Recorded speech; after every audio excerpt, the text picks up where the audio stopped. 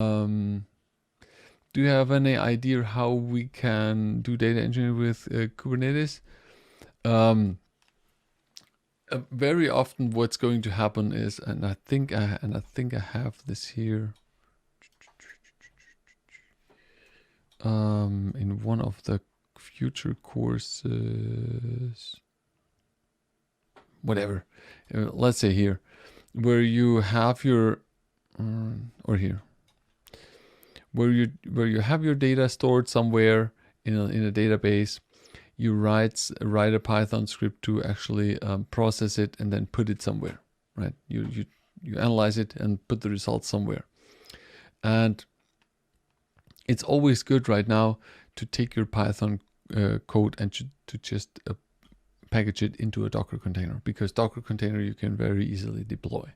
And this is where Kubernetes would come in, where you would not deploy your container on one instance.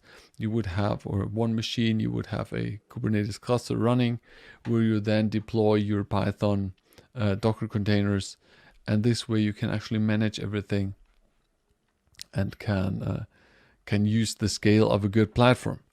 So that's what I think where the whole Kubernetes thing is going. The Kubernetes, yes, you could also host your tools there, like Airflow or whatever you could host on Kubernetes. But what is most practical is also deploying your code. That you don't deploy your code somewhere running somewhere on a machine. You package it into a Docker container and deploy that Docker container to Kubernetes.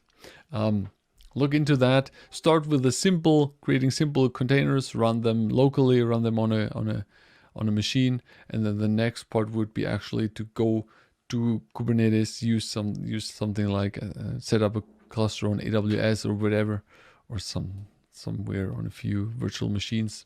Don't know. But that's where the whole Kubernetes thing is coming in.